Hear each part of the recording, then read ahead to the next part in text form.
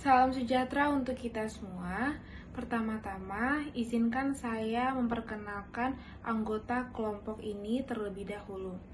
Yang pertama yaitu Diana Alvia dengan NIM 2002112208. Dan yang kedua yaitu saya sendiri, Indah Permatasari dengan NIM 2002134860.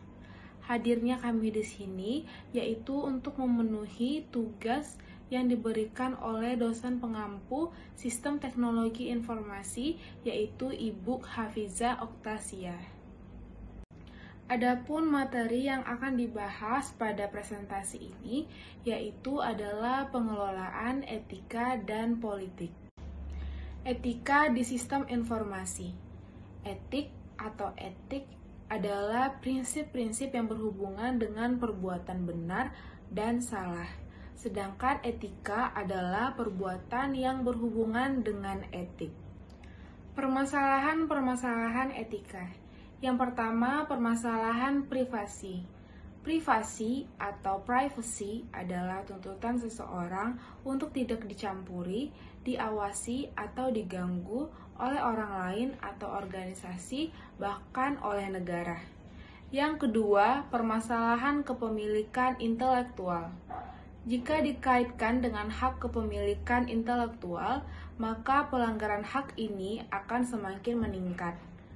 Karena dengan teknologi informasi akan membuat informasi lebih mudah ditransmisikan, disalin, dan mudah untuk diubah isinya.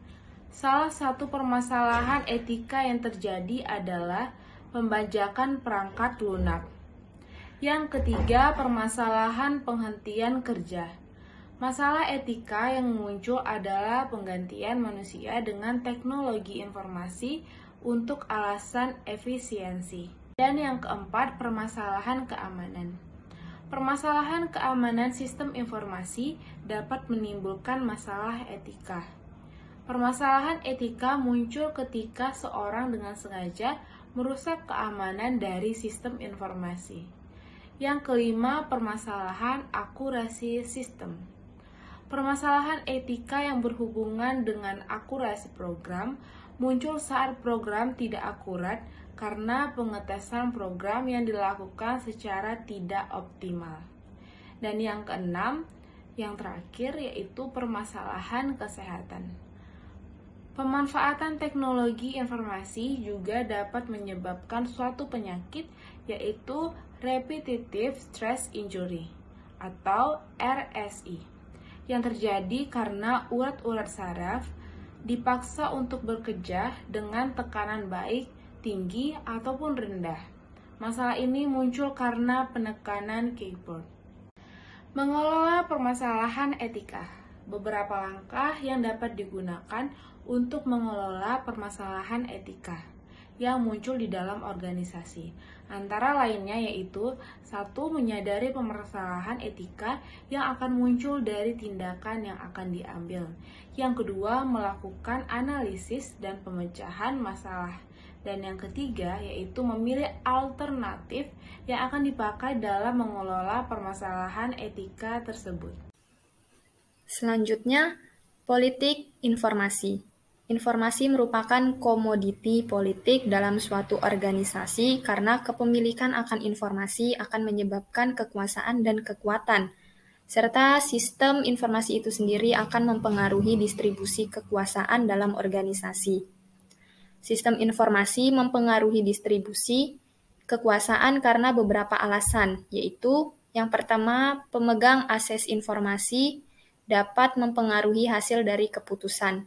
Yang kedua, sistem informasi digunakan untuk alokasi sumber-sumber daya sistem yang dapat mempengaruhi perilaku masing-masing individu. Yang ketiga, sistem informasi digunakan untuk pengendalian yang dapat mencegah dan membatasi kegiatan. Yang keempat, sistem informasi menyebabkan kekuasaan dan kekuatan karena memberikan kesan kemampuan untuk merubah hasil. Selanjutnya, menolak perubahan. Penolakan ini didasarkan pada kenyataan bahwa kekuasaan dan kekuatan merupakan hal yang penting dan sistem informasi mempunyai peranan terhadap pergeseran kekuasaan dan kekuatan tersebut.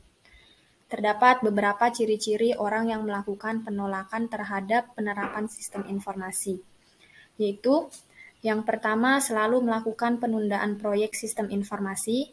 Yang kedua, mereka yang menyetujui proyek akan membuat sistem informasi yang rumit, sehingga mengalami kegagalan dengan sendirinya pada saat diterapkan. Dan yang ketiga, mempersulit pemanfaatan sumber daya yang diperlukan untuk pengembangan sistem informasi, dengan begitu proyek tersebut akan mengalami kegagalan. Selanjutnya, teori-teori penolakan. Yang pertama, teori orientasi sistem.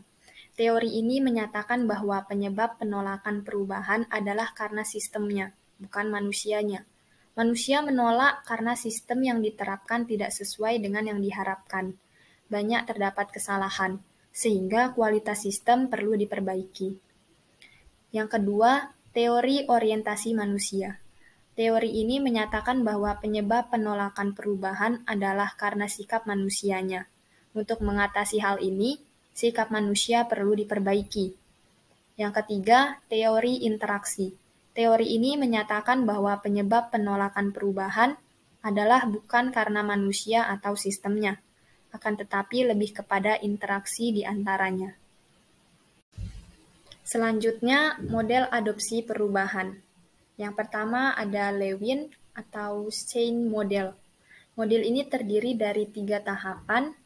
Yang pertama, mencairkan kekakuan, yang terdiri dari menciptakan kondisi bahwa perubahan itu dibutuhkan, serta menciptakan suasana yang aman. Yang kedua, mengarahkan, terdiri dari menyediakan informasi tentang arah dari perubahan, serta menyediakan dan mengeliminasi pengetahuan dan keahlian yang diperlukan untuk menjalankan perubahan.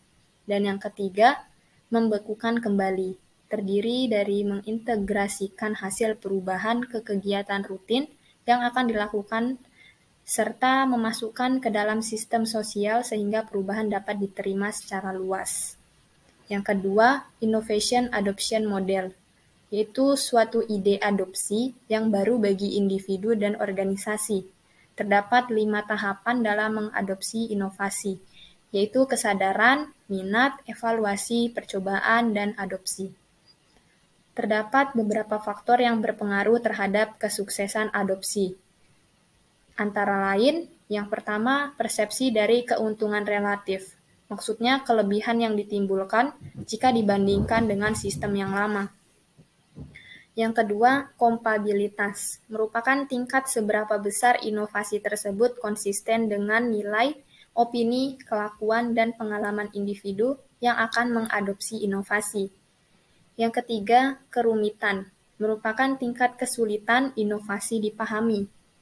Yang keempat, komunikabilitas, merupakan tingkat komunikasi hasil dari inovasi yang dapat disebarkan ke calon pengadopsi inovasi yang lainnya. Dan yang kelima, juara, adalah sifat mau berkorban waktu dan tenaga untuk menerima inovasi dan menyebarkannya. Mungkin sekian pembahasan materi mengenai pengelolaan etika dan politik. Sekian dan terima kasih.